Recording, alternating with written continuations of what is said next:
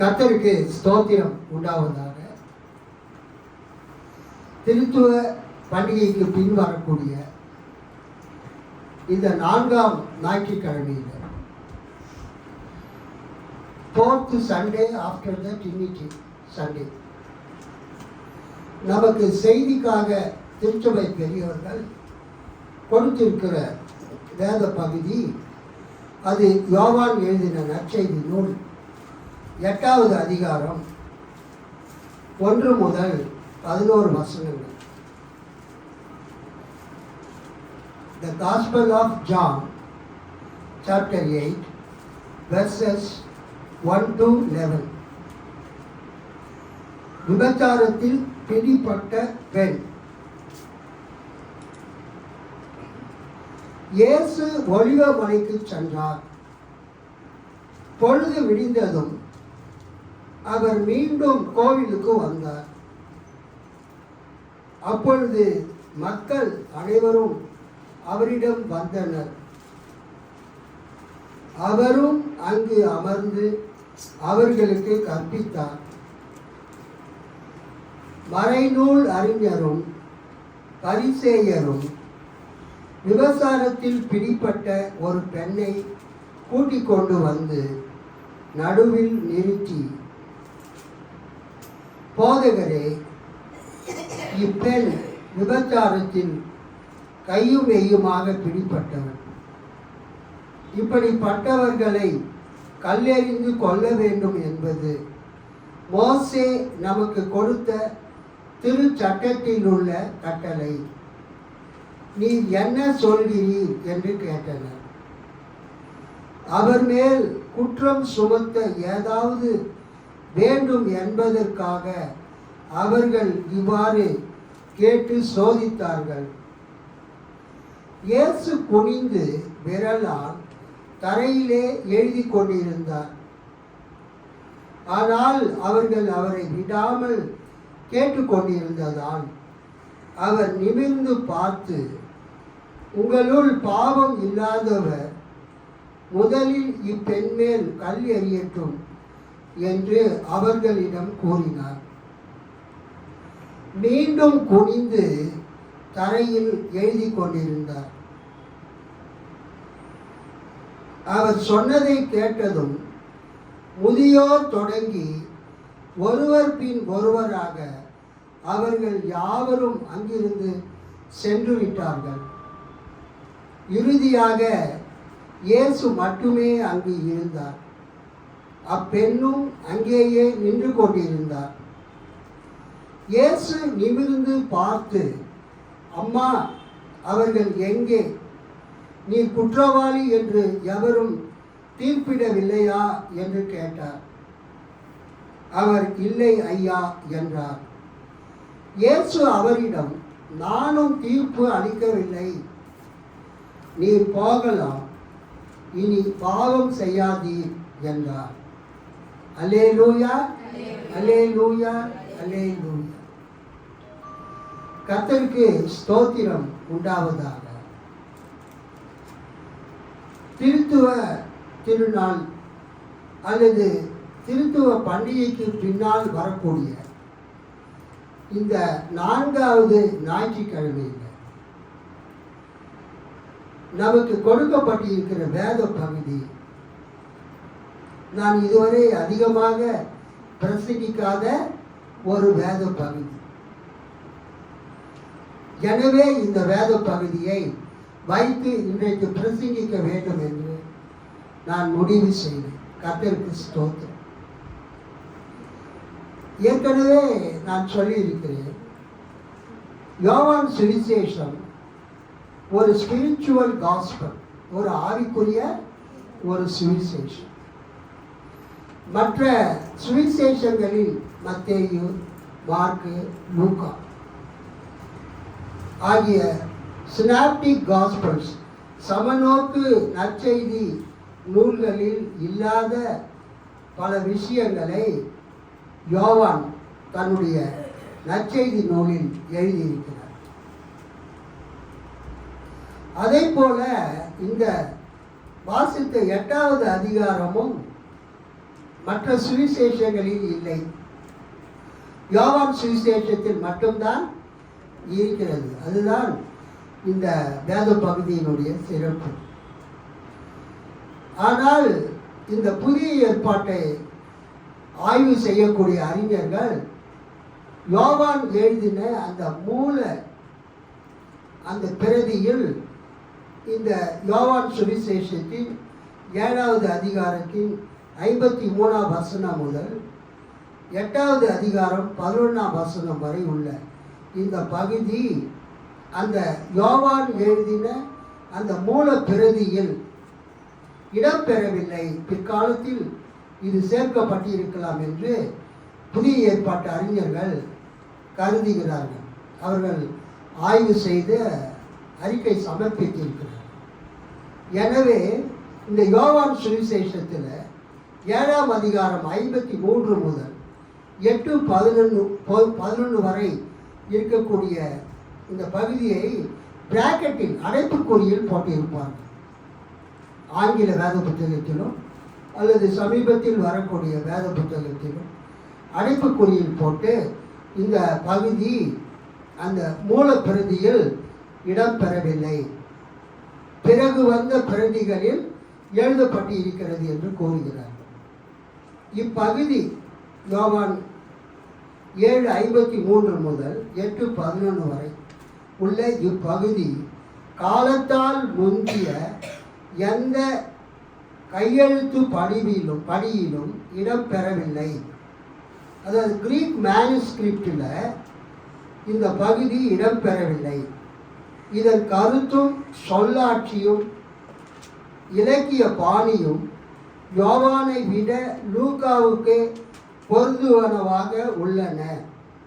அநேகமாக லூக்கா நற்செய்தியை சார்ந்த இப்பகுதி நாணல் தாள்கள் தொகுக்கப்பட்ட நிலையில் பப்பைரஸ், அந்த பப்பைரஸ் ஷீட்டு எல்லாமே ஒரு புத்தகமாக தொகுக்கப்பட்ட நிலையில் கோடெக்ஸ் நாணல் தாள்கள் தொகுக்கப்பட்ட நிலையில் இங்கு இடம்பெற்றிருக்க வேண்டும்.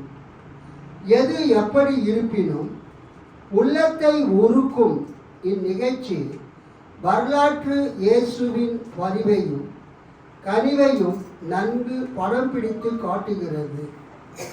நாம் வாசித்த இந்த வேத பகுதி 7:53 முதல் 8:11 வரை. 7:53 அவர்கள் ஒவ்வொருவரும் அவரவர் வீட்டுக்கு சென்றார்கள். இயேசு ஒலிவமலைக்கு சென்றார். பொழுது விடிந்ததும் அவர் மீண்டும் கோவிலுக்கு வந்தார். ஸோ இந்த பகுதி ஹிஸ்டாரிக்கல் ஜீசஸ், அதாவது எது எப்படி இருப்பினும் உள்ளத்தை உருக்கும் இந்நிகழ்ச்சி வரலாற்று இயேசுவின், ஹிஸ்டாரிக்கல் ஜீசஸ் என்றால் அந்த வரலாற்றிலே வாழ்ந்த அந்த இயேசு கிறிஸ்துவினுடைய பரிவையும் கனிவையும் அன்பையும் இரக்கத்தையும் நமக்கு நன்கு படம் பிடித்து காட்டுகிறது. அல்லேலூயா. ஸோ ஒரு மனிதன் எப்படி இரக்கப்படுவானோ, ஒரு மனிதன் எப்படி அன்பு செலுத்துவானோ, அதை போல இயேசு அந்த விபச்சாரத்தில் கையுமையுமாய் பிடிக்கப்பட்டு கல்லறிவதற்காக அந்த பரிசேயர்களும் வேத பாரகர்களும் இயேசுவிடத்தில் அந்த பெண்ணை அழைத்து வந்த பொழுது அந்த நடந்த சம்பவத்தை நாம் பார்க்கிறோம். இயேசு அந்த பெண்ணிற்கு மன்னிப்பை அருளுகிறார். அல்லேலூயா. புது வாழ்வை அளிக்கிறார். அந்த பெண்ணை இயேசு அந்த பெண்ணுக்கு இயேசு தண்டனை கொடுக்கவில்லை, ஆக்கினை தீர்ப்பு கொடுக்கவில்லை, மன்னித்து அனுப்புகிறார். அல்லேலூயா. புது வாழ்வு கொடுத்து அனுப்புகிறார். இந்த 7:53 7வது அதிகாரத்தில் இயேசுவினுடைய அந்த ஊழியம் முடிந்த பிறகு அவர்கள் அந்த ஜனங்கள் எல்லாரும் அவர்கள் ஒவ்வொருவரும் அவரவர் வீட்டுக்கு சென்றார்கள். இயேசு ஒலிவமலைக்கு சென்றார். பொழுது விடிந்ததும் அவர் மீண்டும் கோவிலுக்கு வந்தார். அப்பொழுது மக்கள் அனைவரும் அவரிடம் வந்தனர். அவரும் அங்கு அமர்ந்து அவர்களுக்கு கற்பித்தார். இயேசுவின் காலத்தில் எருசலேம் பட்டணம் எப்படி இருந்தது என்கிற ஒரு புத்தகம் இருக்கிறது. யோயாக்கீம் ஜெரேமியா என்பவர் எழுதின புத்தகம், Jerusalem in the time of Jesus Christ. Yesu கிறிஸ்துவின் காலத்திலே எருசலேம் நகரம் என்ற புத்தகத்தை அவர் எழுதினார். Jerusalem in the time of Jesus Christ, Joachim Jeremias. அந்த புத்தகத்தில் நான் ஒரு தடவை படிக்கும்போது என்ன பார்த்தேன் என்றால், எருசலேமில் பகலில் ஜனக்கூட்டம் அதிகமாக இருக்கும். எருசலேமில் பகலில் ஜனக்கூட்டம் அதிகமாக இருக்கும். முக்கியமாக பண்டிகை காலங்களில் எருசலேமில் ஜனக்கூட்டம் அதிகமாக இருக்கும். எப்பொழுதும் இருப்பதை விட அதிகமாக இருக்கும் எருசலேமில் ஜனக்கூட்டம். ஆனால் கர்த்தருக்கு ஸ்தோத்திரம், இரவு நேரங்களில் அந்த ஜனக்கூட்டம் குறைந்துவிடும். இப்போ இன்னைக்கு டோக்கியோ, ஜப்பானில் டோக்கியோ, பிலிப்பைன்ஸில் மணிலா, இது ரெண்டுமே பெரிய நகரங்கள். ஜப்பானில் டோக்கியோவும் பிலிப்பைன்ஸ் அது ஒரு தீவுகள்லாம் நிறைஞ்ச இடம். அந்த பிலிப்பைன்ஸில் மணிலாவும் பகல் நேரத்தில் மக்கள் கூட்டம் அதிகமாக இருக்கும். அல்லேலூயா. அந்த பகல் நேரத்தில் மக்கள் கூட்டம் அதிகமாக இருக்கும். ஏன்னு சொன்னால், உலகத்தின் பல நாடுகளில் இருந்து, குறிப்பாக தெற்கு ஆசியா நாடுகளில் இருந்து வியாபாரிகள் அந்த பிலிப்பைன்ஸில் இருக்கிற மணிலாவுக்கும் ஜப்பானில் இருக்கிற டோக்கியோவுக்கும் கிழக்கு ஆசியா வந்து வியாபாரம் பண்ணுவாங்க. அல்லேலூயா. காலையில் அவங்க வந்து 10 மணிக்கு ஆஃபீஸ் இருக்குன்னா எல்லாரும் காலையில் வந்து வியாபாரம்லாம் பண்ணிவிட்டு ஈவினிங் 5 மணிக்கு அவங்க என்ன பண்ணுவாங்க, அவங்க வாங்கின திங்ஸ் பொருட்கள்லாம் எடுத்துக்கொண்டு அவங்க ஊருக்கு நாடுகளுக்கு போயிடுவாங்க. அதனால் பகலில் வந்து எப்பொழுதுமே இந்த டோக்கியோ, ஜப்பானின் டோக்கியோ, பிலிப்பைன்ஸில் இருக்கிற மணிலா ஃப்ளோட்டிங் பாப்புலேஷன் அதிகமாக இருக்கும். வெளியூர்லேருந்து வரக்கூடிய ஜனங்க அங்கே பொருட்களை எல்லாம் ஜாமான்லாம் வாங்கிட்டு அவங்க ஈவினிங்கு அவங்க ஊருக்கு போயிடுவாங்க. அது மாதிரி எருசலேமும் பண்டிகை காலங்களில் வெளி இடத்திலிருந்து வரக்கூடிய மக்களால் நிரம்பி வழியும். வெளி இடத்திலிருந்து வரக்கூடிய மக்களால் நிரம்பி வழியும். Floating population of Jerusalem will be more than ordinary times. சாதாரண நாட்களில் இருக்கக்கூடிய மக்கள் தொகையை விட, ஜனக்கூட்டத்தை விட பண்டிகை காலத்தில் எருசலேமில் நிரம்பி வழிய கூட்டம் அதிகமாக இருக்கும். ஸோ உலகத்தின் பல நாடுகளில் இருக்கிற யூதர்கள் எருசலேமுக்கு வருவாங்க, தேவாலயத்துக்கு வருவாங்க, அவங்க பண்டிகையை கொண்டாடுவாங்க. ஈவினிங்கில் என்ன பண்ணுவாங்கன்னா, அந்த எருசலேமுக்கு வெளியில் ஒலிவ மலை, எருசலேம் தேவாலயம் எங்கே இருக்கிறது, சியோன் மலை மேலே கட்டப்பட்டிருக்கிறது. அது எருசலேமுக்குள்ளே இருக்குது. அந்த எருசலேமுக்கு வெளியில் கிட்டத்தட்ட ஒரு பிரயாண தூரம், 1 மைல் தூரம் அல்லது 1 கிலோமீட்டர் தூரத்தில் ஒலிவ மலை இருக்கிறது. அந்த ஒலிவ மலை சரிவில் போயிட்டு அவங்க கூடாரங்களை அமைத்து அங்கே தங்கி கொள்வாங்க. அல்லேலூயா. டென்ட் போட்டு அவங்க தங்கிக்குவாங்க. நீங்கள் பார்த்துருப்பீங்க, இந்த ONGC அல்லது இந்த NSS, NCC ஸ்கவுட் ஸ்டூடெண்ட்ஸ் என்ன பண்ணுவாங்க, டென்ட்டுங்களை அமைத்து அவங்க தங்குவாங்க. அது மாதிரி இந்த யூத பண்டிகைகளுக்கு வரக்கூடிய, எருசலேமுக்கு வரக்கூடிய யாத்திரிகர்கள், பிரயாணிகள் பகலில் எருசலேமுக்குள்ளே இருப்பாங்க. ஈவினிங் ஆனால் ஒலிவ மலைக்கு போய் அங்கே கூடாரம் அடித்து அவங்க தங்கி விடுவாங்க. அந்த எருசலேமினுடைய ஒலிவ மலை சரிவில் தான் பெத்தானியா, பெத்பகே என்கிற கிராமங்கள் இருக்கிறது. அங்கே தான் லாசருவின் வீடு, மார்த்தாள் மரியாளின் வீடு இருக்கிறது. சில நேரங்களிலே இயேசுவும் அவருடைய சீடர்களும் எருசலேமுக்கு வரும்பொழுது பண்டிகை காலத்தில் அந்த மார்த்தாள் மரியாள் அந்த வீட்டில் போய் தங்கி விடுவார். அதைத்தான் நாம் கருத்தில் கொள்ள வேண்டும். அல்லேலூயா. 53ஆம் வசனம், 7ஆம் அதிகாரத்தின் கடைசி வசனம் 53. அவர்கள் ஒவ்வொருவரும் அவரவர் வீட்டுக்கு சென்றார்கள். அங்கு என்னன்னா பண்டிகைக்கு வந்தவங்க எல்லாரும் அந்த அந்த பகல் அந்த நேரத்தில் அந்த பண்டிகை, அந்த கூடார பண்டிகை, அந்த கூடார பண்டிகை அந்த காலத்தில் அவங்க வந்தவங்க எல்லாரும் அந்த பண்டிகையை முடித்து விட்டு அவர்கள் ஒவ்வொருவரும் அவரவர் வீட்டுக்கு சென்றார்கள்.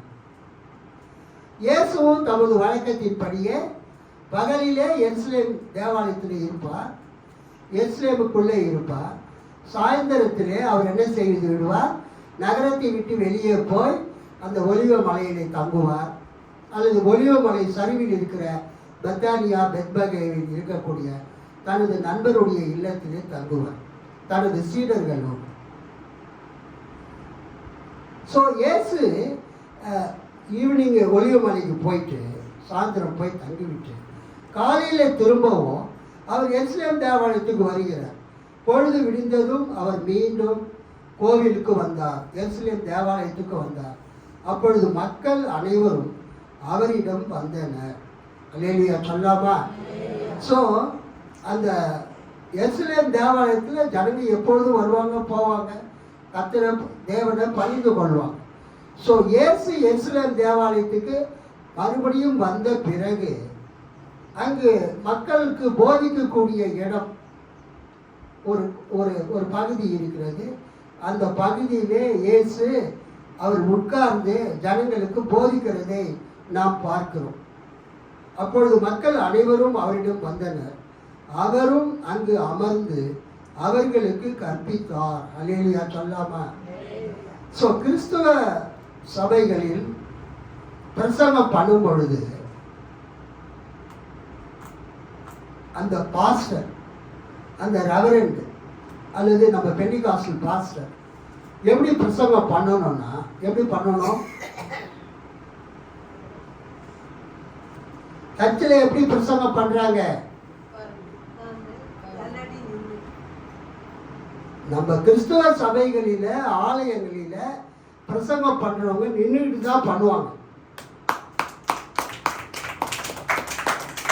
அங்க உட்கார்ந்தாருன்னா நீங்க ஏன் உட்கார்ந்தாருன்னு சொல்றீங்க? கிறிஸ்துவ சபையில ஒரு ஆயர் வந்து, ஒரு ரெவரண்ட் வந்து, ஒரு பாஸ்டர் வந்து எப்பொழுதும் பிரசங்கத்தை எப்படி பண்ணணும், நின்று கொண்டு செய்ய வேண்டும். அதுதான் கிறிஸ்துவ திருச்சபையினுடைய ஒழுங்கு. நான் ஒரு நாள் ஒரு சிஎஸ்ஐ ரெவரண்ட் கிட்ட பேசிட்டு இருந்தேன், கன்னியாகுமரி. ஒரு சீனியர் மோஸ்ட் ரெவரண்ட். அப்போ நான் அவர்கிட்ட ஃபோனில் தான் பேசிட்டு இருந்தேன். அவர் குருகுலில் படித்தவர் தான். நான் கேட்டேன், கவர்மெண்ட்டில் வேலை செய்கிறவங்களுக்கு 55 வயசில் ரிட்டையர்மெண்ட் கரெக்டா? ஆமாம். அப்புறம் 58 ஆக்குனாங்க, அப்புறம் 60 ஆக்கிட்டாங்க. முதல்ல 55 வயசில் ரிட்டையர்மெண்ட் இருந்தது இல்லை, 55 வயசில் ரிட்டையர்மெண்ட் கொடுத்தாங்க. அப்புறம் 58 வயசில் ரிட்டையர்மெண்ட் கொடுத்தாங்க. இப்போ 60 வயசில் ரிட்டையர்மெண்ட் கொடுக்குறாங்க. நான் அந்த பாஸ்டர்கிட்ட என்ன கேட்டேன்னா, உங்கள் சர்ச்சுக்கு வரக்கூடியவங்க எல்லாருமே கவர்மெண்ட்டில் ஒர்க் பண்ணுறாங்க, ப்ரைவேட்டில் ஒர்க் பண்ணுறாங்க. அவங்களுக்கு 55 வயசு 58 வயசு 60 வயசில் கவர்மெண்ட் ரிட்டையர்மெண்ட் பண்ணி ஓய்வு கொடுத்து அவங்கள அனுப்பிச்சிடுறாங்க வீட்டுக்கு. ஏன் நீங்கள் ஆயர்கள் மட்டும் 57 வயசு 58 வயசு 70 வயசு வரைக்கும் நீங்கள் ரெவரண்டாக இருக்க விரும்புகிறீங்க? நான் கேட்டது புரியுதா உங்களுக்கு? நான் ஏன் கேட்குறேன்னா, உங்கள் மேலே மதிப்பு மரியாதை எனக்கு இருக்குது. ஆனால் எத்தனையோ வாலிபர்கள் இளைஞர்கள் இறையியல் கல்லூரியில் பிடி படிச்சுட்டு அவங்களுக்கு சர்ச்சை இல்லாமல் ஆயராக அவங்களுக்கு ஆர்டினேஷன் அருட்பொழிவு பெறாமல் அவங்க காத்துட்டு இருக்கிறாங்க. ஏன்னா நீங்கள் 55 வயசில் 58 வயசில் 60 வயசில் ரிட்டையர்மெண்ட் ஆகி நீங்கள் போயிட்டீங்கன்னா அந்த இடம் காலி ஆகிடும். அந்த இடத்துக்கு புதிதாக வாலிபர்களை ஆயர்களாக நியமிப்பாங்களே, நீங்கள் ஏன் போகிறதுக்கு உங்களுக்கு மனசு வரமாட்டுது? ஏன் நீங்கள் 57 வயசு 70 வயசு வரைக்கும் நீங்கள் பாஸ்டராக இருக்க விரும்புகிறீங்க, ரெவரண்டாக இருக்க விரும்புகிறீங்க, பிஷப்பாக இருக்க விரும்புகிறீங்க அப்படின்னு நான் கேட்டேன். அவர் செஞ்சுக்கிட்டே பதில் சொன்னார்.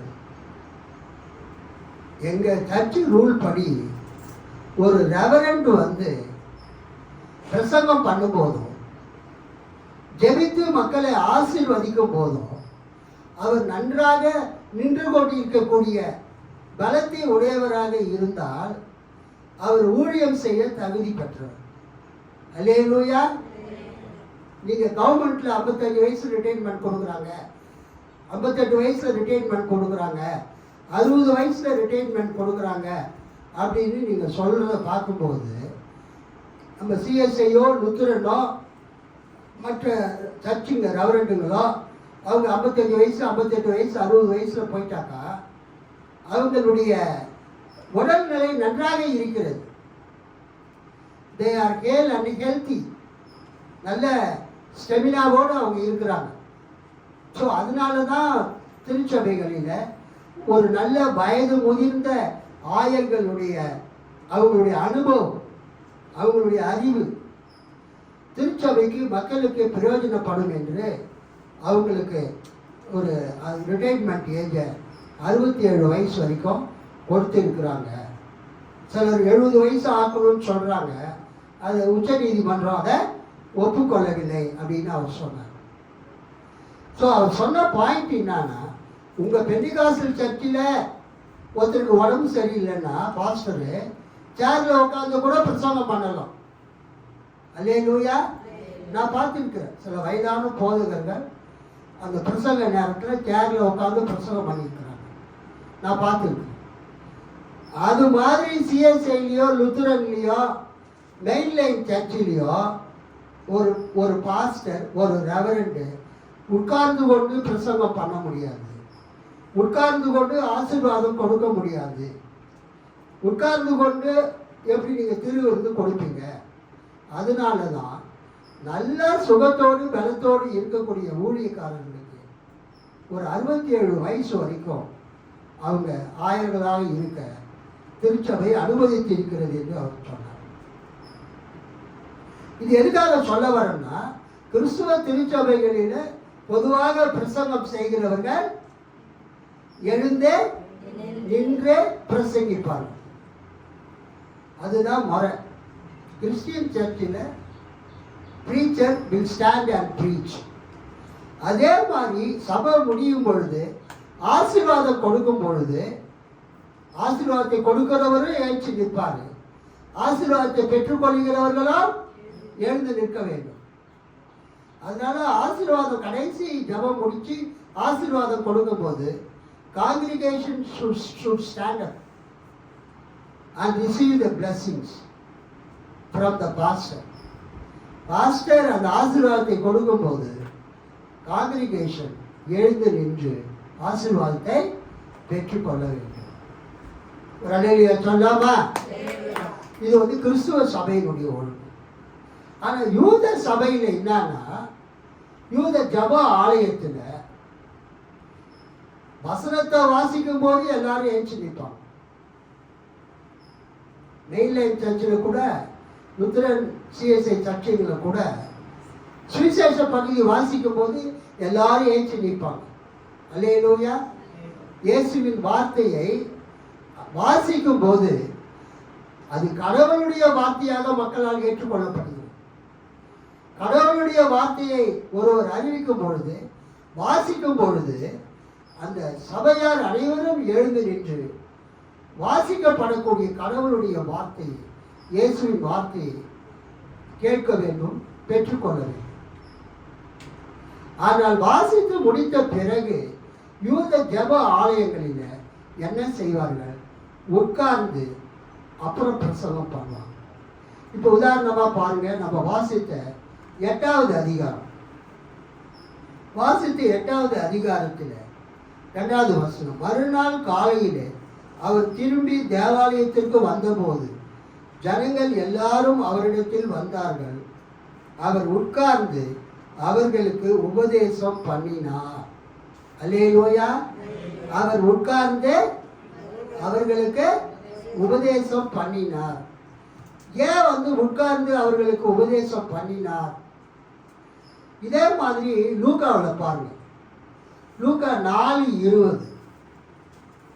லூக்கா 4:20. அங்கே நம்ம என்ன பார்க்குறோம்? லூக்கா 4:20 இயேசு தான் வளர்ந்த நாசரேத்துக்கு வருகிறார்.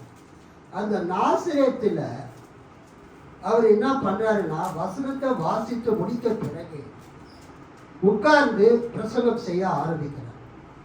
வாசித்து புஸ்தகத்தை சுருட்டி பணிவிடைக்காரனிடத்தில் கொடுத்து உட்கார்ந்தார். ஜப ஆலயத்தில் உள்ள எல்லாருடைய கண்களும் அவர் மேல் நோக்கமாய் இருந்தது.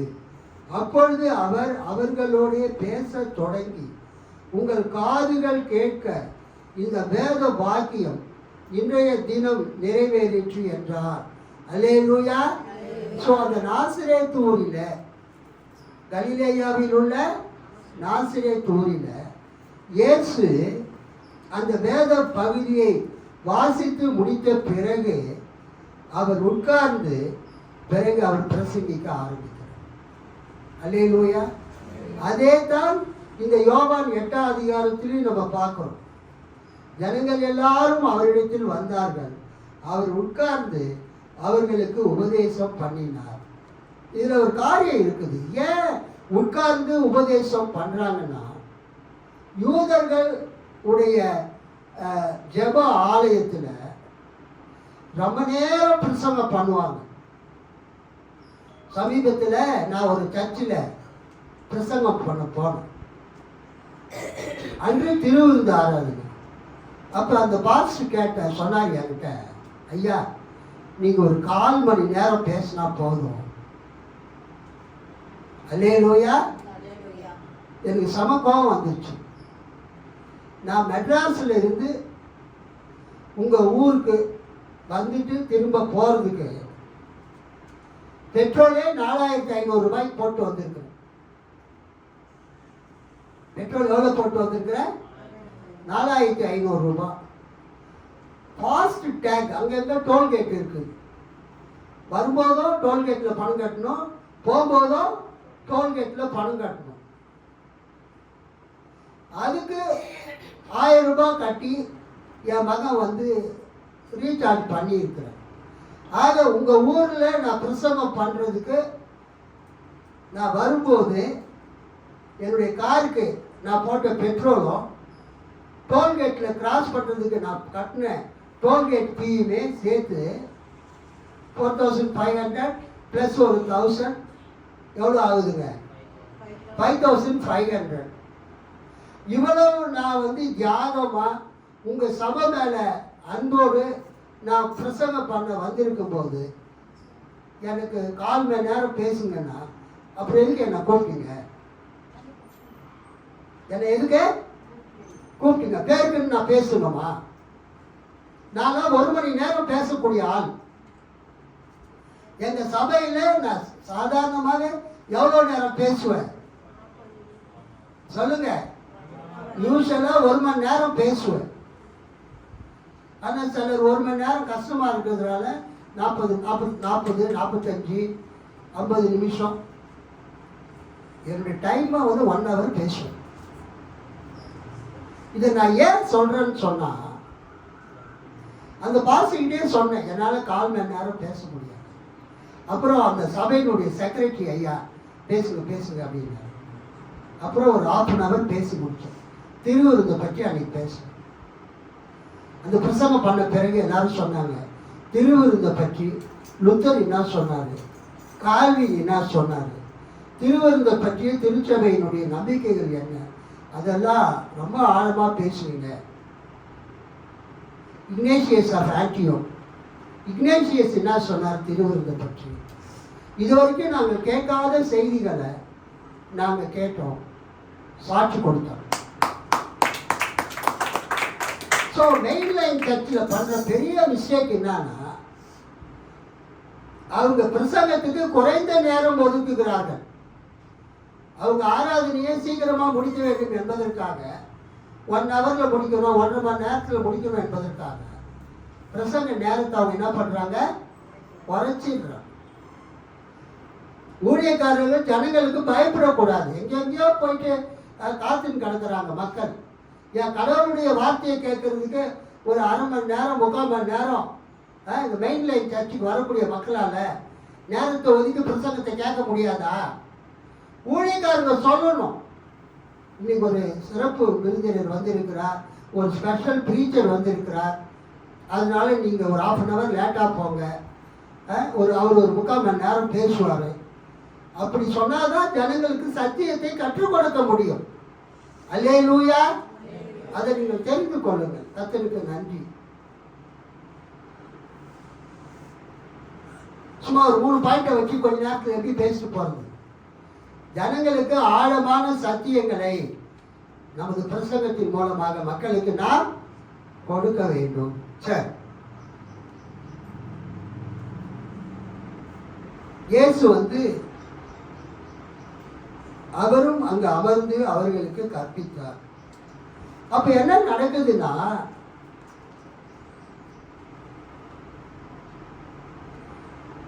3 - 5 வரைக்கும். அப்பொழுது விபச்சாரத்தில் கண்டுபிடிக்கப்பட்ட ஒரு ஸ்திரியை வேத பாரகரும் பரிசேயரும் அவரிடத்தில் கொண்டு வந்து அவளை நடுவே நிறுத்தி, போதகரே, இந்த ஸ்திரீ விபச்சாரத்தில் கையும் மெய்யுமாய் பிடிக்கப்பட்டாள்.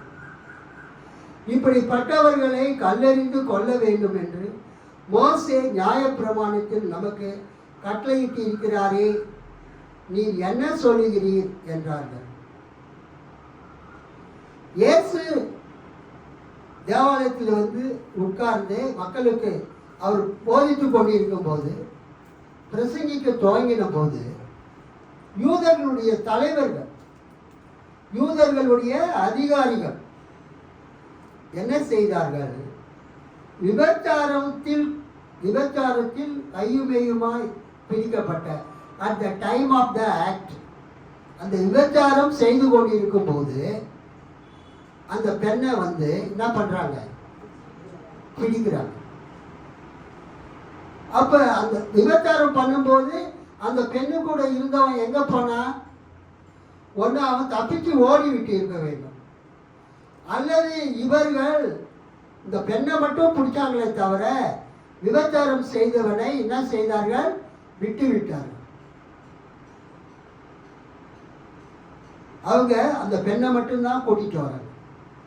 அப்பொழுது விபச்சாரத்தில் கண்டுபிடிக்கப்பட்ட ஒரு ஸ்திரியை வேத பாரகரும் பரிசேயரும் அவரிடத்தில் கொண்டு வந்து அவளை நடுவே நிறுத்தி, போதகரே, இந்த ஸ்திரீ விபச்சாரத்தில் கையும் மெய்யுமாய் பிடிக்கப்பட்டால் இப்படிப்பட்டவர்களை கல்லெறிந்து கொள்ள வேண்டும் என்று மோசே நியாயப்பிரமாணத்தில் நமக்கு கட்டளையிட்டு இருக்கிறாரே, நீர் என்ன சொல்லுகிறீர் என்றார்கள். ஸ்தோத்திரம், பிரைஸ் தி லார்ட். ஒருவர் வாசிங்க, உபாகமம் 17:6. உபாகமம் 17:6. டக்குன்னு வாசிங்க. இவ்வளோ நேரம் உபாகமத்தை போய் கேட்டுட்டு இருக்கிறீங்க. சாவுக்கு பாத்திரமானவன் 2-3 சாட்சிகளுடைய வாக்கினால் கொலை செய்யப்பட கடவன். ஒரே சாட்சியினுடைய வாக்கினால் அவன் கொலை செய்யப்படலாகாது. லேவியராகமம் 20:10. லேவியராகமம் 20:10. ஒருவன் பிறனுடைய மனைவியோட விபச்சாரம் செய்தால் பிறன் மனைவியோட விபச்சாரம் செய்த அந்த வாலிபனும் அந்த விபச்சாரியும் கொலை செய்யப்பட கடவர்கள். உபாகமம் 17:6. உபாகமம் 19:15 விபச்சாரம் செய்தால் அந்த விபச்சாரம் செய்தவர்களை கண்டுபிடிக்கும் போது 2-3 சாட்சிகளை காட்ட வேண்டும். என்ன செய்ய வேண்டும்? 2-3 சாட்சி. அந்த விபச்சாரம் செய்தவர்களை கல்லெறிந்து கொள்ள வேண்டும் என்று மோசே கட்டளையிட்டு இருக்கிறார். லேவியராகமம் 20:10, உபாகமம் 22:22. ஸோ விபச்சாரம் செய்த பொழுது ஒரு பெண்ணையோ ஒரு ஆணையோ மட்டும் பிடிக்கக்கூடாது, 2 பேரையுமே பிடிக்க வேண்டும். என்ன செய்ய வேண்டும்? 2 பேரையுமே பிடிக்க வேண்டும். உபாகமம் 17:6, உபாகமம் 19:15. அடுத்ததாக அந்த விபச்சாரத்திலே கையுமையுமாய் பிடிக்கப்பட்டவர்களை 2 பேரையும் கல்லெறிந்து கொல்ல வேண்டும். அது லேவியராகமம் 20:10 உபாகமம் 22:22 நம்ம வாசிக்கலாம். ஆனா இவங்க யாரை மட்டும் கொண்டு வராங்க? அந்த பெண்ணை மட்டும் கொண்டு வராங்க. போதகரே, இந்த ஸ்திரீ விபச்சாரத்தில் கையுமையுமாய் பிடிக்கப்பட்டால் இப்படிப்பட்டவர்களை கல்லெறிந்து கொள்ள வேண்டும் என்று மோசே நியாயப்பிரமாணத்தில் நமக்கு கட்டளையிட்டு இருக்கிறாரே, நீர் என்ன சொல்லுகிறீர் என்றார்கள். ஸோ உபாகமம் 17:6, 19:15 அந்த விபச்சாரம் பண்ணும்போது பிடிக்கப்பட்டவர்களை கல்லெறிஞ்சி சாகடிக்கணும்னு சொல்லி லேவியராகமம் 20:10 22:22 நம்ம பார்க்கணும்.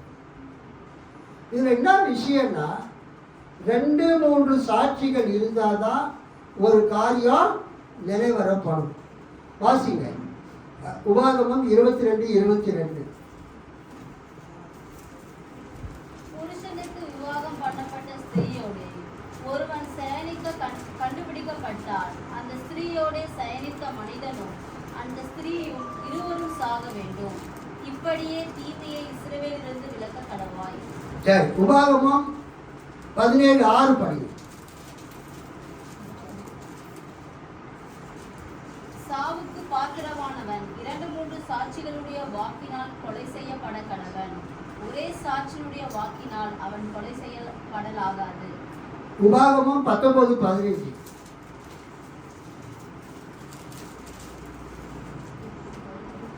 ஒருவன் எந்த அக்கிரமத்தையாவது எந்த பாவத்தையாவது செய்தான் என்று சொல்லப்பட்டால் ஒரே சாட்சியினால் நியாயம் தீர்க்க கூடாது. 2-3 சாட்சிகளுடைய வாக்கினாலே காரியம் நிலைவரப்பட வேண்டும். பிரைஸ் தி அல்லேலூயா சொல்லலாமா? ஸோ பழைய ஏற்பாட்டில் மோசேயின் நியாயப்பிரமாணத்தில், நீதி சட்டத்தில், தோராவில், த லா என்று அழைக்கப்படக்கூடிய அந்த யூதர்களுடைய வேத புத்தகத்தில் ஒரு தண்டனை ஒருத்தருக்கு கொடுக்கணும்னு சொன்னா அதுக்கு சாட்சி எத்தனை பேர் இருக்கணும்? மினிமம் 2 பேர், மேக்சிமம் 3 பேர்.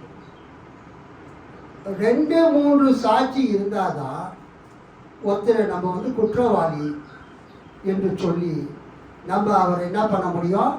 அவர் மேல தண்டனையை கொடுக்க முடியும், கல்லெறிந்து சாகடிக்க முடியும். ரொம்ப தெளிவாக நியாயப்பிரமாணத்தில் சொல்லப்பட்டிருக்குது. ஒரு சாட்சி இருந்தா 10. இப்ப இவங்க யோவான் 8ஆம் அதிகாரத்தில் 4ஆம் வசனத்துல போதகரே, இந்த ஸ்திரீ விபச்சாரத்தில் கையுமையுமாய் பிடிக்கப்பட்டாள் அப்படின்னு சொல்றாங்க. ஏன் இந்த யூத மத தலைவர்களுக்கு, பரிசேயர்களுக்கும் வேத பாரகர்களுக்கும் 2 சாட்சி தேவைன்னு தெரியாதா? கல்லெறிந்து சாகடிக்கிறதுக்கு எத்தனை சாட்சி தேவை? 2 அல்லது 3 சாட்சிகள். யாரை கல்லெறிஞ்சி சாகடிக்கணும்? 2 பேரையுமே கல்லெறிஞ்சி சாகடிக்கணும். அதுதான் ஒரு ஃபேர் ஜட்ஜ்மெண்ட், நீதியான நியாய தீர்ப்பு. ஆனால் இவங்க என்ன பண்றாங்க? அந்த ஆணை விட்டு விட்டார்கள், விபச்சாரம் செய்தவனை விட்டு விட்டார்கள். பாவம் அந்த பெண்ணை மட்டும் பிடிச்சி கொண்டு வந்து இந்த பெண்ணை கல்லெறிந்து சாகடிக்க மோசே சொல்லி இருக்கிறாரு. நீர் என்ன சொல்லுகிறீர் என்று கேட்கிறார். ஆனா அவங்க கேட்கிற இன்டென்ஷன் என்ன? 6-7 வசனம். அவர் மேல் குற்றம் சுமத்துவதற்கான காரணம் உண்டாகும் பொருட்டு அவரை சோதிக்கும்படி இப்படி சொன்னார்கள். அவங்க அந்த பெண்ணை கல்லெறிஞ்சி சாகடிக்கிறதுக்காக அவங்க இயேசுவிடம் கொண்டு வரவில்லை. இயேசுவை எப்படியாவது குற்றத்தில் அகப்படுத்தும், இயேசுவை வந்து பேச வச்சு அவர் பேச்சில் குற்றத்தை என்ன செய்யணும், இவங்க கண்டுபிடிக்கணும்னு சொல்லி இயேசுவின் மீது குற்றத்தை சுமத்தும்படியாக அவர் மேல் குற்றம் சுமத்துவதற்கான காரணம் உண்டாகும் பொருட்டு அவரை சோதிக்கும்படி இப்படி சொன்னார்கள். மத்தேயுல மார்க்கில் மத்தேயு 19:3, மத்தேயு 22:18, மார்க்கு 10:2, மார்க்கு 12:15. படிங்க. மத்தேயு 19:3. அப்பொழுது பரிசேயர் அவரை சோதிக்க வேண்டும் என்று அவரிடத்தில் வந்து, புருஷனானவன் தன் மனைவியை எந்த முகாந்திரத்தினாலும் தள்ளி விடுவது நியாயமா என்று கேட்டார். அவரை சோதிக்கும் பொருட்டு அவரிடத்தில் வந்து. அடுத்தது மத்தேயு 22:18. இயேசு அவர்கள் துர்க்குணத்தை அறிந்து, மாயக்காரரே, நீங்கள் என்னை ஏன் சோதிக்கிறீர்கள்? நீங்கள் என்னை ஏன் சோதிக்கிறீர்கள்? வேற ஒருத்தர் படிங்க. மார்க்கு 10:2. அப்பொழுது பரிசேயர் அவரை சோதிக்க வேண்டும் என்று அவரிடத்தில் வந்து, புருஷனானவன் தன் மனைவியை தள்ளிவிடுவது நியாயமா என்று கேட்டார். அவரை சோதிக்க வேண்டும் என்று விரும்பி. மார்க்கு 12:15. என்ன ரூச்சலமா, என்ன ஆச்சு உங்களுக்கு? அவருடைய மாயத்தை அவர் அறிந்து, நீங்கள் என்னை ஏன் சோதிக்கிறீர்கள்? நான் பார்க்கும்படி ஒரு பணத்தை என்னிடத்தில். நீங்கள் என்னை ஏன் சோதிக்கிறீர்கள்? ரொம்ப மோசமா இருக்கிறீங்க. திட்டக்கூடாதுன்னு தான் வர நான் சர்ச்சுக்கு வரும்போது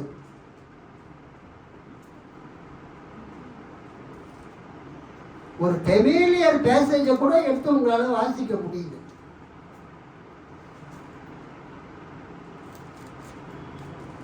அந்த பெண்ணுக்கு மரண தண்டனை கொடுப்பதற்காக, கல்லெறிந்து சாவடிப்பதற்காக அந்த பெண்ணை இயேசு கிட்ட அவங்க கொண்டு வந்தாங்க. அவங்க கொண்டு வந்த நோக்கம் என்ன? இயேசுவை சோதிக்கும்படி, இயேசுவை குற்றத்திலே அகப்படுத்த வேண்டும் என்ற எண்ணத்தில் they want to put Jesus to test. இயேசுவை சோதிக்கும்படியாக அவங்க அந்த பெண்ணை இயேசு கிட்ட கொண்டு வராங்க. ஆனால் அவங்களுக்கே தெரியும், விபச்சாரத்தில் கையும் மெய்யுமா ஒரு 2 பேர் தப்பு பண்ணிட்டு இருக்கும்போது 2 பேரையுமே கூட்டிகிட்டு போயிட்டு இங்கே விசாரணை பண்ணி சாட்சிகளை வரவழைத்து சாட்சி சொன்ன பிறகுதான் கல்லெடுத்து என்ன பண்ணணும், கல்லெடுத்து சாகடிக்கணும்.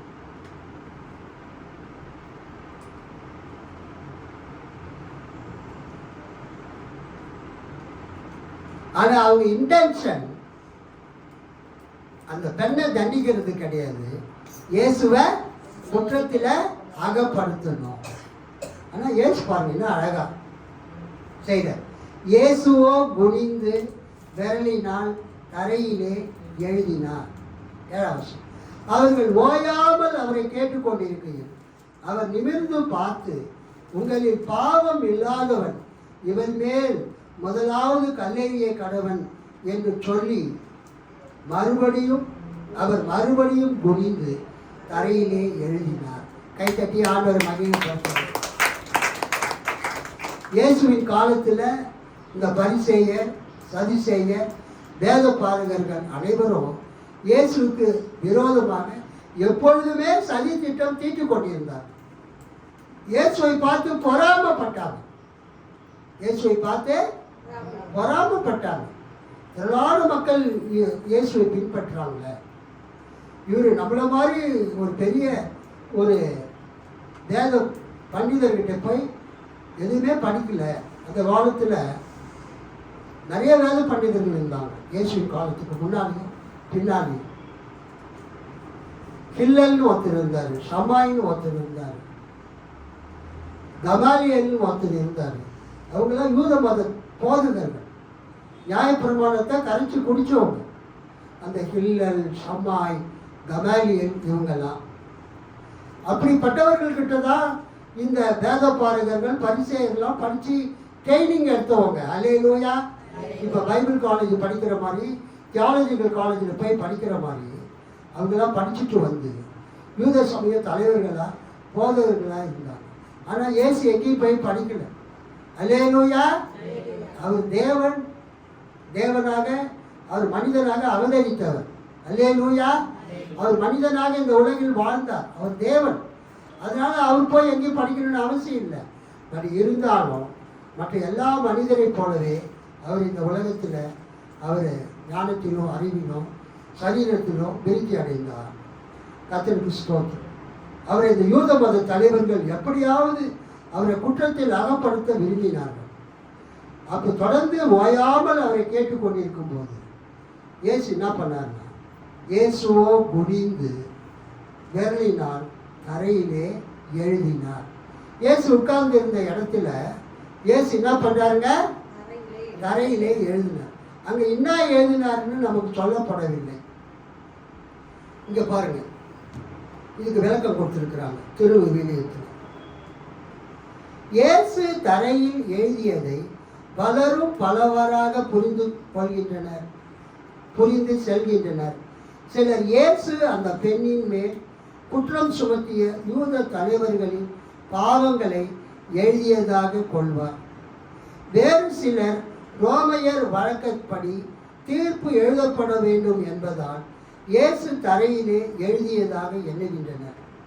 இன்னும் சிலர் உம்மை விட்டு அகன்றோர் தரையில் எழுதப்பட்டோர் ஆவர் என்னும் எரேமியாவின் கூற்றை, எரேமியா 17:13 கூற்றை இயேசு நிறைவு செய்ததாக கருதுவர். ஆனால் வேறு எவ்வித சிறப்பு பொருளும் இன்றி இயேசு தம் தீர்ப்பை சொல்லும் முன் அவர்களை தயாரிப்பதற்காக நேரம் கடத்துகிறார் என்றும் சொல்லலாம். இயேசு தரையில் என்ன எழுதினாருன்னு நமக்கு தெரியாது. சிலர் சொல்றாங்க, அவர் யாரெல்லாம் அந்த பெண்ணை கல்லெறிந்து சாகடிக்க கையில கல் வச்சிருந்தாங்களோ அவங்க பேரை எழுதி சமீபத்தில் அவங்க செய்த பாவங்களையும் எழுதினாரு. அப்போ அதை பார்க்குறவன், ஐயோ என் பேரை இயேசு தரையில் எழுதுறாரு, நான் செய்த பாவத்தையும் எழுதுறாரே ஓடி போயிட்டான் அப்படின்ட்டு நிறைய பேர் சொல்றாங்க. இது மாதிரி இயேசுவை ரொம்ப தொந்தரவு கொடுத்து கொண்டு இருந்தவங்க. இயேசு சொல்றார், என்ன சொல்றாரு?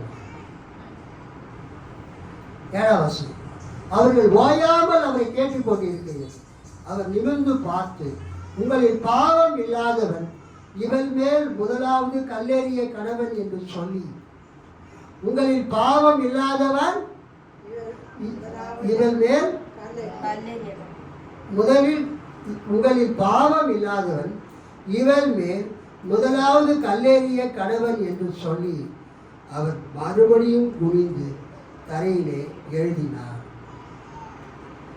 So Jesus was continuously scribbling on the ground. Hallelujah.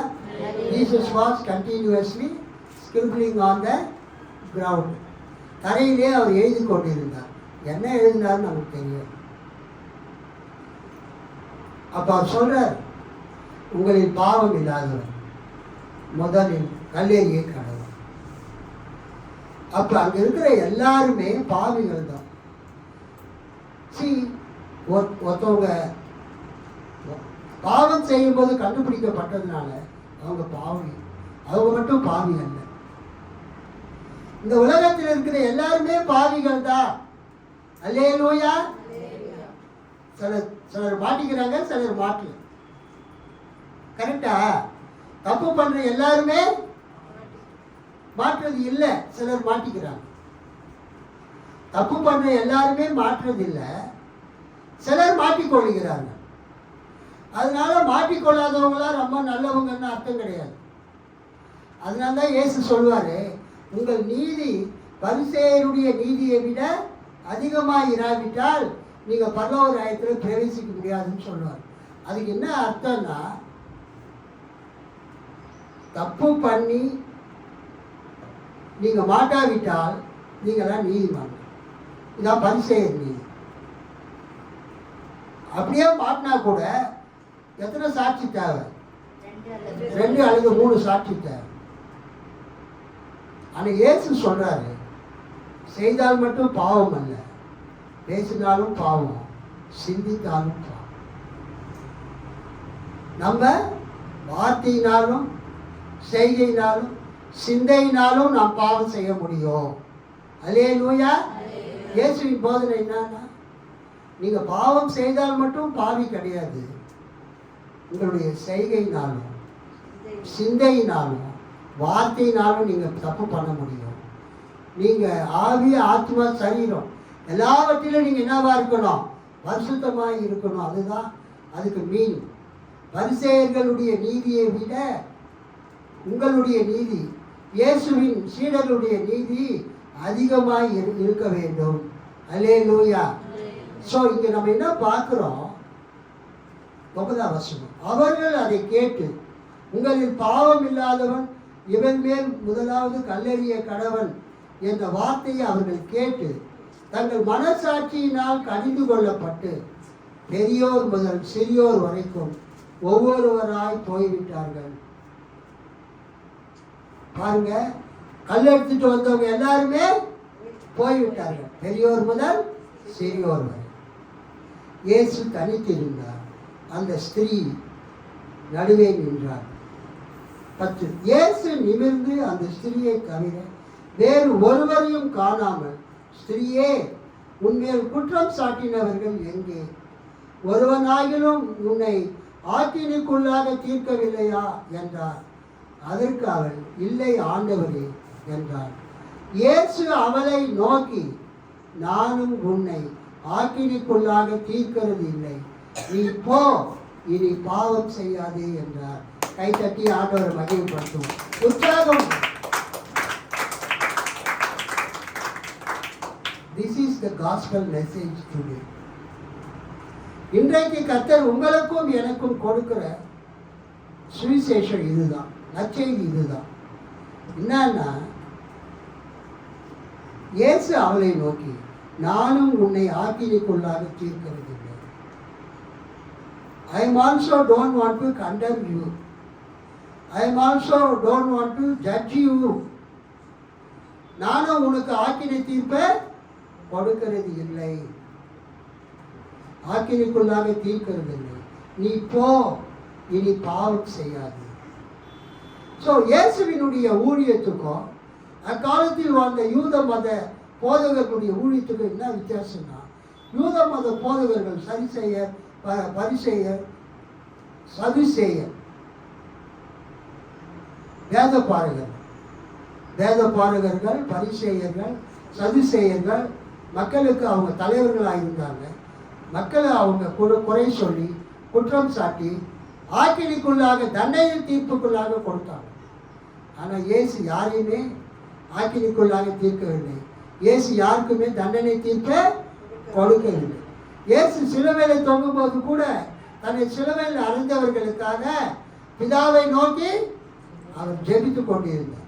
இயேசு சிலுவையில் பேசின முதல் வார்த்தை என்ன?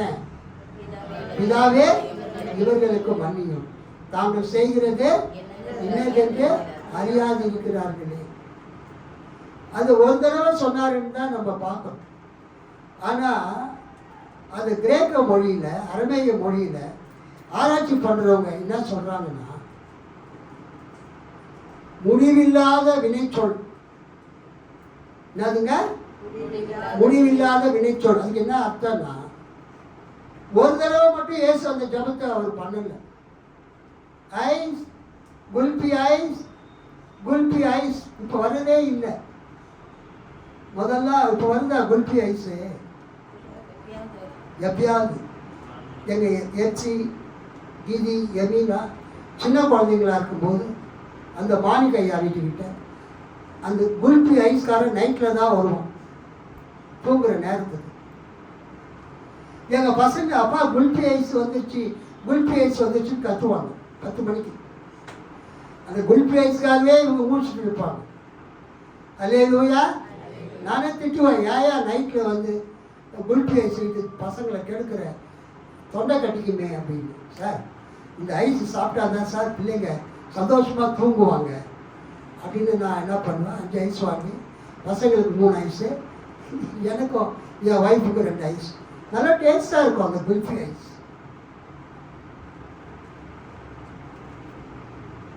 பசங்க சில நேரத்தில் அப்பா அந்த குல்பி ஐஸ் வாங்கி கொடுப்பாங்க. அவன் போயிடுவான். நாங்கள் பின்னாடியே தோத்துட்டு போய் அவனை கூட்டிகிட்டு வந்து வாங்கி கொடுப்போம். அந்த பிள்ளையார் கோயில் தெரு, ஆண்கையார் தெரு. முடிவில்லா வினைச்சொல்.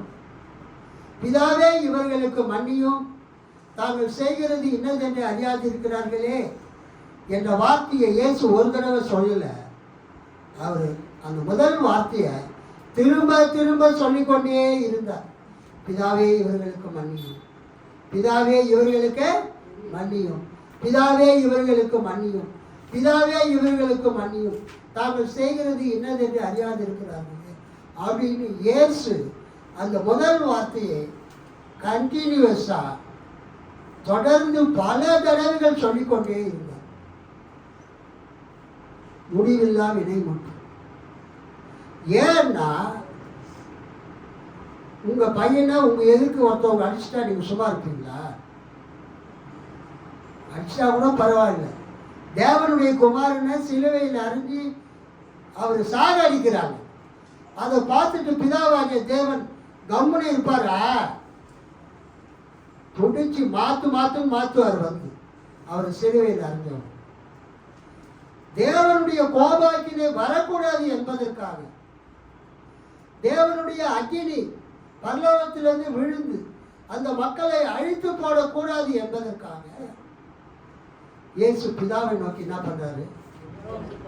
தயவு செய்து இவங்க மன்னியும், தாங்கள் செய்கிறது என்னது என்று அறியாது இருக்கிறார்.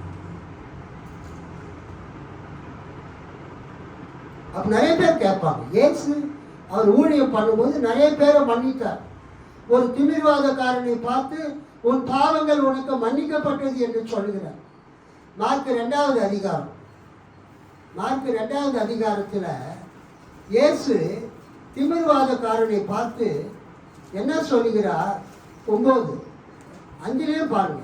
இயேசு அவர்கள் விசுவாசத்தை கண்டு திமிர்வாதக்காரனை நோக்கி, மகனே உன் பாவங்கள் உனக்கு மன்னிக்கப்பட்டது என்றார். 9. உன் பாவங்கள் உனக்கு மன்னிக்கப்பட்டது என்று சொல்வதோ, எழுந்து உன் படுக்கை எடுத்துக்கொண்டு நடை என்று சொல்வதோ எது எளிது? அதே மாதிரி யோவான் 5:14 பார்த்தீங்கன்னா, அங்கு இயேசு கிறிஸ்து பெதஸ்தா குளத்தண்டையில்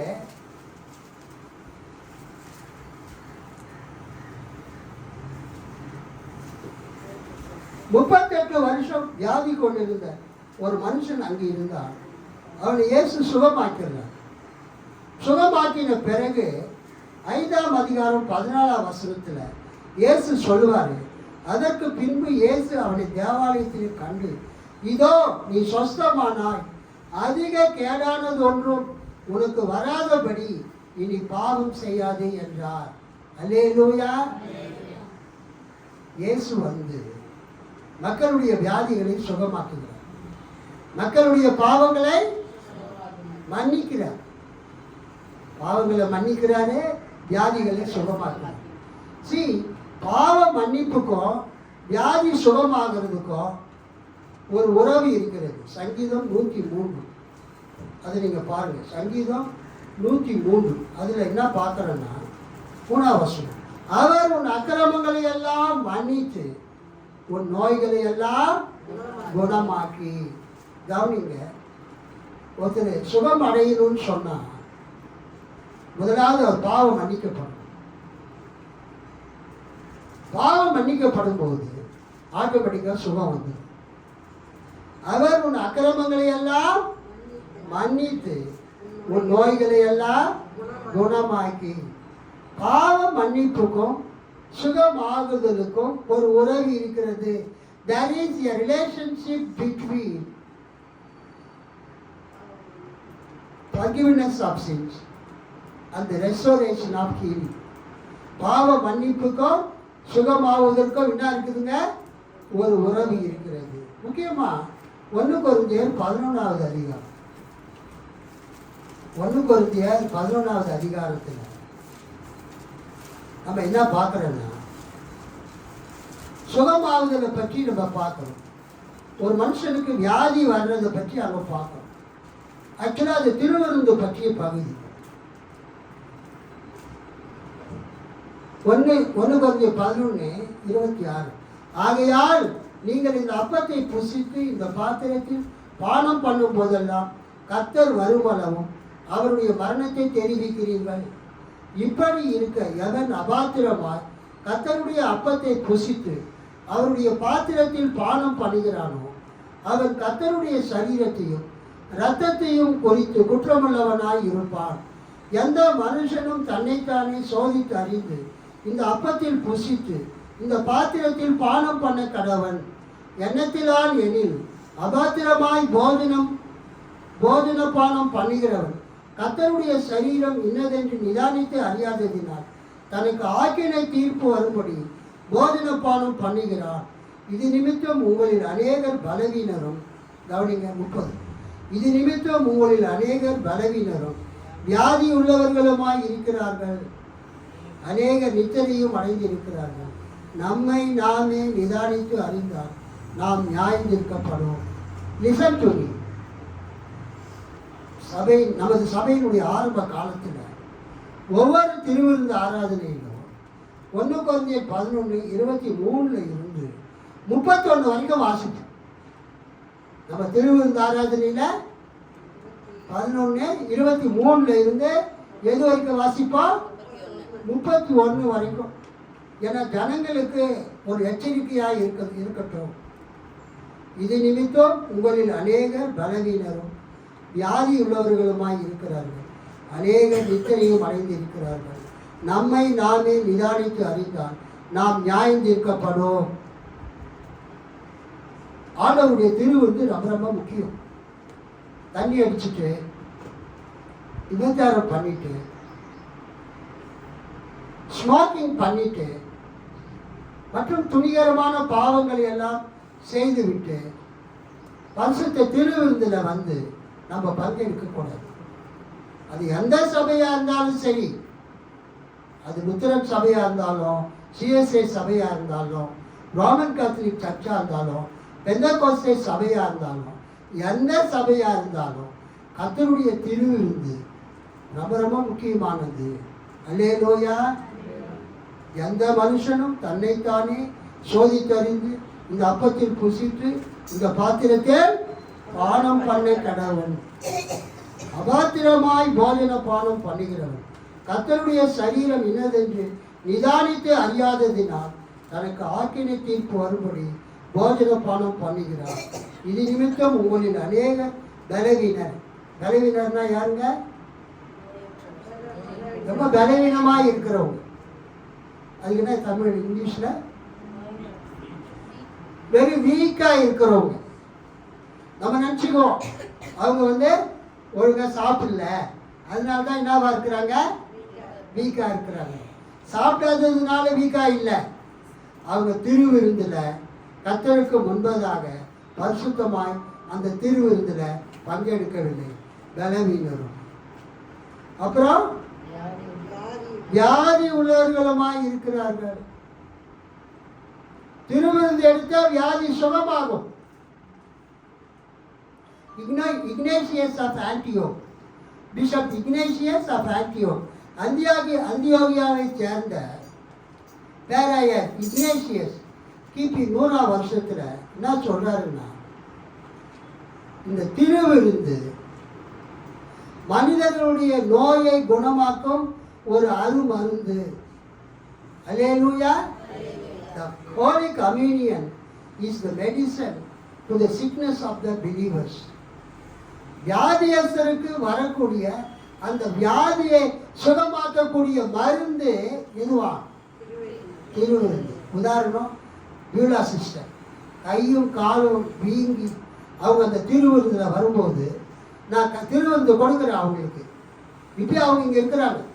25 வருஷத்துக்கு முன்னால் நடந்தது. நான் நினச்சிக்கிட்டேன் இதான் கடைசியாக நான் அவங்களுக்கு கொடுக்குற திருவிருந்து.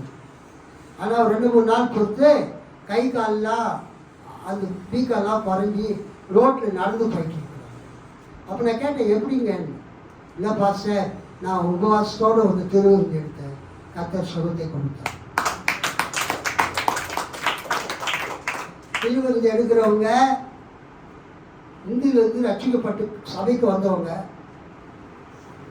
ஞானஸ்நானம் பெற்று திருவிருந்து எடுத்த பிறகு திரும்ப விக்கிரகத்தை நோக்கி கையெடுக்கக்கூடாது. விக்கிரக போட்டாவை வீட்டில் வச்சிருக்கக்கூடாது. நான் தான் ரூச்சலம்மா வீட்டுக்கு போயிருக்கும்போது அங்கே கேரளாவுடைய பூஜை ஜாமான்லாம் இருந்தது. அப்போ நான் கேட்டேன், என்ன இது வரைக்கும் நான் உங்கள் வீட்டில் பூஜை ஜாமானை பார்த்ததே இல்லையே, எப்படி வந்ததுன்னு கேட்டேன். இல்லை, ராகுல் கல்யாணம் பண்ண வர்ஷா அவள் கேரளாவோட திருவனந்தபுரத்தில் காலையில் தூங்கி வச்சோடனே சூரியனை நோக்கி ஜெபம் பண்ணுவான். அந்த பழக்கம் அவளை விட்டு போகவே இல்லை. ஏன்னா ராகுல் is also not a Christian. இன்னும் அவன் ஞானஸ்தானம் எடுக்கல. இந்த கல்யாணத்துக்காகவே அவங்க அம்மா ஸ்டாப் பண்ணிட்டாங்க. சரி, ராகுலும் வர்ஷாவும் சேர்ந்தே ஞானஸ்தானம் எடுக்கட்டும். அல்லேலூயா, எல்லாம் அல்லேலூயா சொல்லுங்க.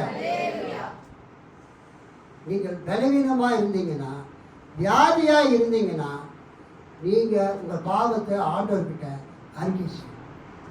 திருவிருந்து எடுக்கிறதுக்கு முன்னால பாவத்தை அறிக்கையிட்டு தான் நீங்கள் திருவிருந்தில் பங்கெடுக்கணும். சிலர் மனம் திரும்பாமல் போனால் சிலர் நித்திரையும் அடைந்திருக்கிறார்கள். அநேகர் நித்திரையும் அடைந்திருக்கிறார்கள். நான் சிலருன்னு தப்பா சொல்றேன். அங்கே என்ன இருக்குது? அநேகர் நித்திரையும் அடைந்திருக்கிறார்கள். ஸோ இந்த காலை நேரத்தில் பாவ மன்னிப்பு ரொம்ப ரொம்ப முக்கியம். கர்த்தரிடத்திலே பாவத்தை அறிக்கை செய்து நாம் பாவத்தை பெற்றுக்கொண்டு திருவிருந்தில் நாம் என்ன செய்ய வேண்டும்? பிரவேசிக்க வேண்டும். இயேசு சொல்றார், முடிக்கலாம். இயேசு சொல்றார் அந்த பெண்ணை பார்த்து, இயேசு நிமிர்ந்து அந்த ஸ்திரியை தவிர வேறு ஒருவரையும் காணாமல், ஸ்திரியே, உன்மேல் குற்றம் சாட்டினவர்கள் எங்கே? ஒருவனாகிலும் உன்னை ஆக்கினைக்குள்ளாக தீர்க்கவில்லையா என்றார். அதற்கு அவள், இல்லை ஆண்டவரே என்றாள். இயேசு அவளை நோக்கி, நானும் உன்னை ஆக்கினைக்குள்ளாக தீர்க்கிறது இல்லை. I am also not condemning you. I am also not judging you. நானும் உன்னை ஆக்கினைக்குள்ளாக தீர்க்கிறது இல்லை. நீ போ, இனி பாவம் செய்யாது. இயேசு பாவி பெண்ணை அவர் குற்றத்திற்காக தண்டிக்கவில்லை. அல்லேலூயா, அல்லேலூயா, அல்லேலூயா. அந்த பெண்ணை செய்த விபச்சாரத்துக்காக இயேசு அந்த பெண்ணை என்ன பண்ணல? தண்டிக்கவில்லை. அதே நேரத்தில் அப்பெண் குற்றமற்றவர் என்றும் இயேசு தீர்ப்பு கோரவில்லை. அவர் செஞ்ச தப்புக்காக அவள் தண்டிக்கவும் இல்லை. அந்த பெண்ணு குற்றமற்றவள் என்று இயேசு தீர்ப்பு கூறவும் இல்லை. அப்பெண் திரும்பி வாழ வேண்டும் என்பது அவரது விருப்பம். இயேசுனுடைய விருப்பம் என்னன்னா, விபச்சாரத்தில் கைமேகமாய் பிடிக்கப்பட்ட பெண் திரும்பி வாழ வேண்டும். இதுவே இயேசுவின் இறையாட்சி பணியின் அழுத்தமாக இருந்தது. இயேசுவினுடைய ஊழியத்தில் என்ன இருந்ததுன்னா, மக்களை அவரை தண்டிப்பதற்காக வரவில்லை, ஆக்கினைக்குள்ளாக தீர்க்க வரவில்லை. அவர்களுக்கு மன்னிப்பு அளித்து அவர்கள் ஒரு புது வாழ்வை வாழ வேண்டும் என்று இயேசு விரும்பினார்.